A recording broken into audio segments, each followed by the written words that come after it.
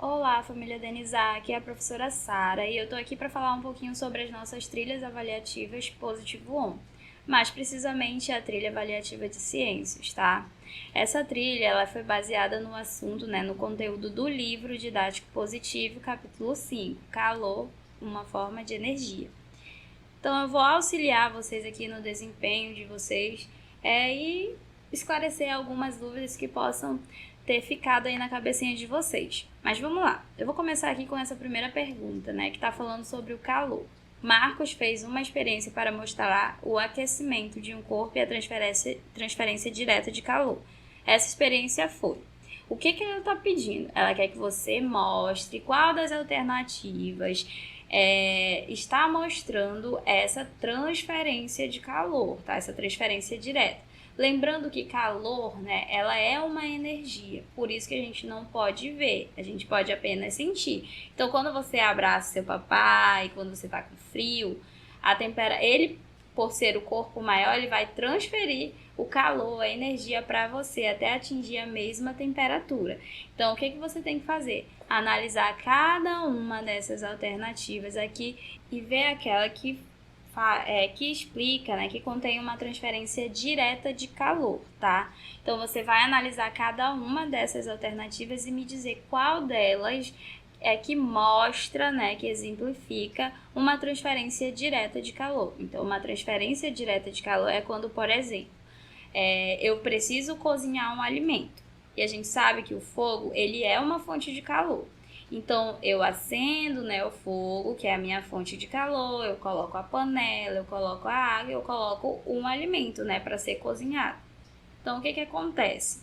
O fogo vai transferir calor para a panela e a panela vai transferir calor para a água, que vai aquecer, cozinhar o alimento. Então, eu estou dando aqui um exemplo de transferência direta, ou seja, não tem alguém que vai adicionar calor ou energia depois, é direto. Então, fogo, panela, água, cozinha, certo?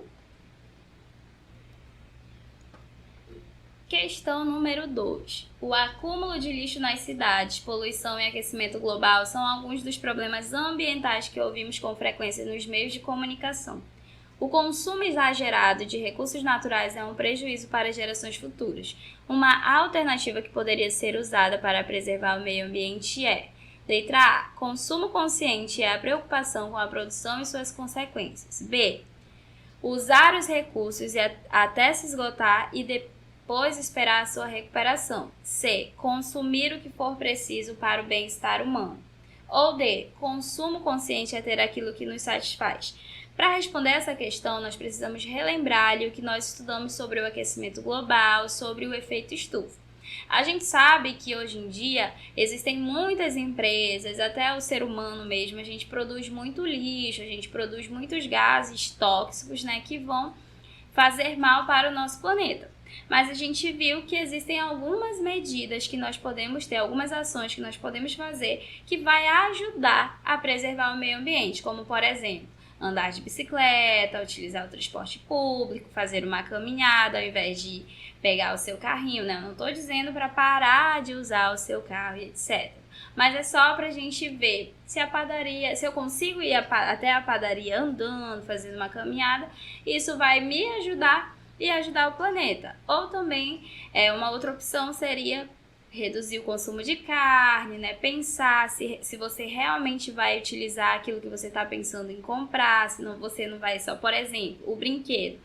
Será que você realmente precisa desse brinquedo? Será que você não vai só brincar por 2 minutos e depois esquecer? Porque a gente sabe que uma das coisas que produzem bastante lixo no meio ambiente é o consumo, inconsciente, ou seja, aquele que a gente só compra e depois descarta, deixa ali aquilo que você comprou acaba virando lixo, Enfim. Então, aqui você vai precisar analisar qual dessas opções aí mostra uma preocupação, é uma ação que você pode ter que vai ajudar a preservar o meio ambiente, certo? Próxima questão. Na questão 3, a gente está falando sobre a transferência espontânea de calor. Então, vamos lá. A transferência espontânea de calor só acaba quando os dois corpos, letra A, ficam em repouso. B, atingem a mesma temperatura. C, se separam. D, se juntam. Isso aqui, pessoal, lembra daquele exemplo que a professora deu? Então, vamos supor aqui que eu tenho o corpo A, que ele está medindo 36 graus Celsius, e eu tenho o corpo B, que está atingindo ali, que está medindo, na verdade, a temperatura de 17 graus. Então, eu pergunto a vocês, qual seria ali, quem queria transferir esse calor? Seria o corpo A ou seria o corpo B? A gente estudou que seria o corpo A, porque ele tem a temperatura maior. Então, ela vai transferir calor. Isso que é uma transferência espontânea. E ela vai terminar quando o corpo B atingir o quê? A mesma temperatura, certo? Então, é importante a gente lembrar desses conceitos. Eu tenho dois corpos, um vai transferir. Quem transfere é sempre aquele que tem a maior temperatura, certo?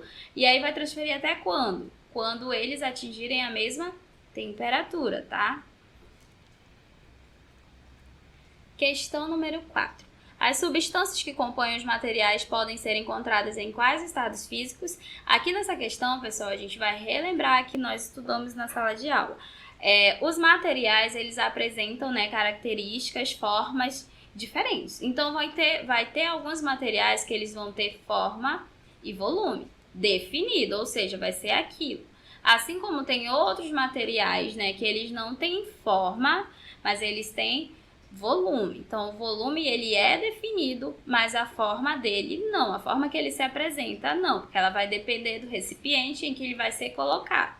E outros materiais que vão se apresentar que não vão ter forma e nem volume. Ou seja, ele vai estar ali presente mesmo que você não consiga ver. Lembrou?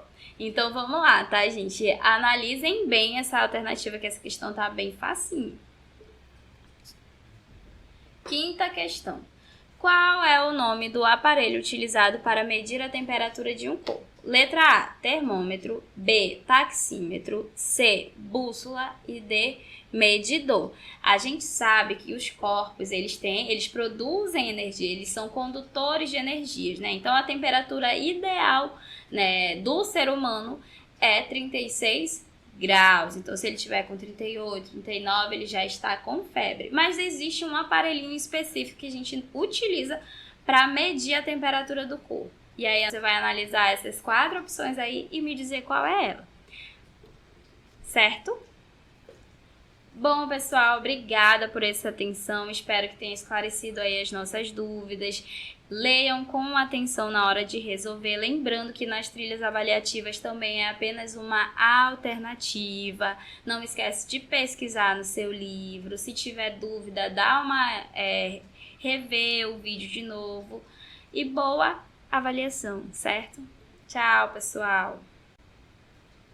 Olá, família Denizá, aqui é a professora Sara e eu tô aqui para falar um pouquinho sobre a nossa trilha avaliativa de história, tá? Lembrando que essa trilha também é feita, né, com base no conteúdo estudado do livro do capítulo 5, sobre o café, certo? Vamos lá! Então, vamos lá, pessoal. Vou começar lendo aqui a questão para vocês e depois eu digo o que ela tá pedindo. Dou aqui algumas dicas para que vocês consigam aí responder essa pergunta sem nenhuma dificuldade. Então, vamos lá. Além do uso das carroças, um novo sistema de transporte surgiu no Brasil para transportar o café do interior até os portos de São Paulo, Rio de Janeiro e Espírito Santo.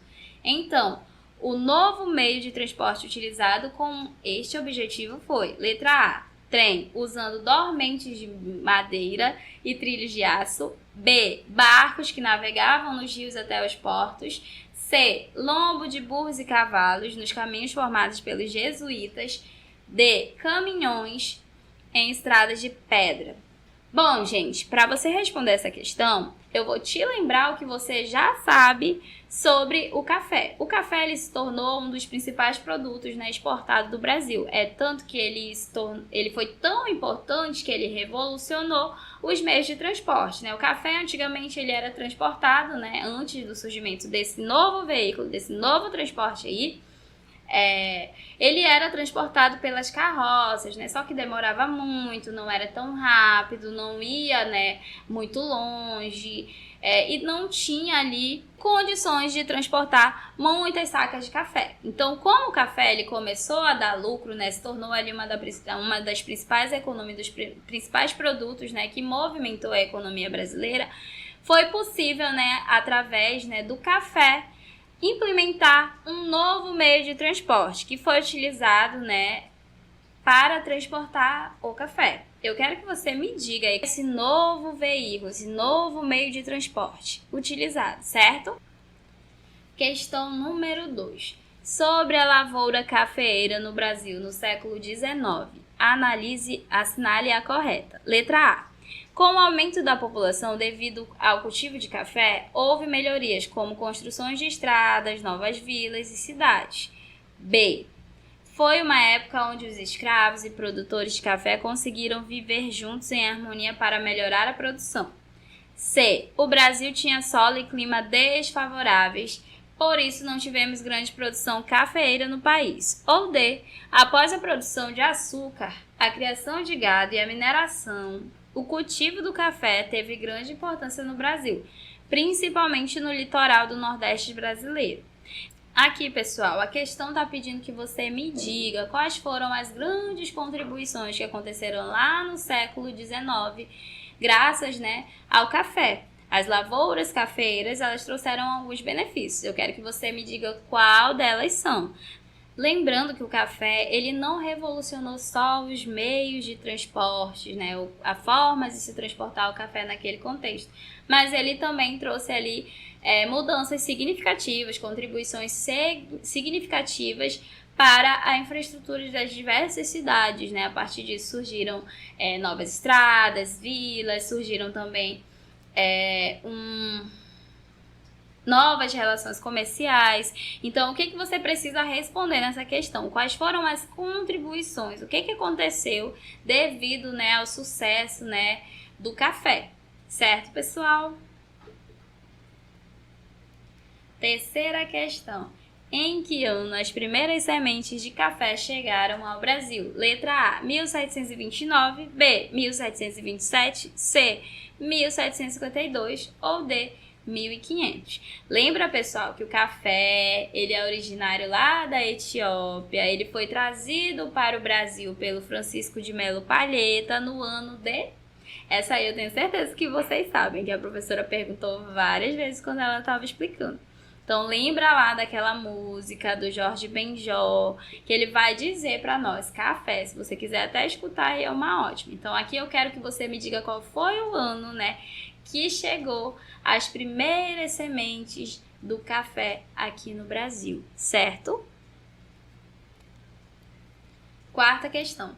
Quais foram os estados brasileiros que se destacaram na produção de café? Gente, aqui essa eu dei até dica. Lembra das duas músicas que eu falei que era para vocês lembrarem, para ajudar vocês aí a memorizar quais foram os 4 estados brasileiros que se destacaram na produção de café. A gente sabe, né, que o café ele foi trazido, né, para o Brasil lá da Etiópia, ele foi cultivado em vários estados e 4 desses estados brasileiros se destacaram na produção de café, certo? Ou seja, se tornaram os principais comerciantes aí, né, importadores e exportadores de café no Brasil. Eu quero que você me diga quais são eles, tá?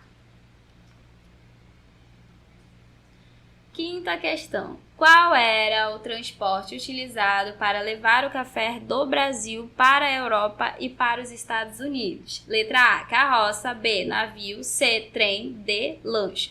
Gente, aqui é muito simples. Eu quero que você me diga qual era o transporte utilizado, né, para levar o café lá para a Europa e os Estados Unidos, tá? Bom, gente, a gente sabe que o Brasil se tornou um dos grandes exportadores de café, inclusive até os dias de hoje ele está ali entre os principais países, né, que exportam café. Então, eu quero que você me diga aqui qual era o tipo, né, de transporte que era utilizado para levar café lá para a Europa e para os Estados Unidos. Então, analisa aí e me diz qual desses 4 desses 4 transportes aí eram utilizados, faziam, né, se enquadravam bem nesse transporte, né, nessa função aí de transportar café para os Estados Unidos e a Europa, certo, pessoal?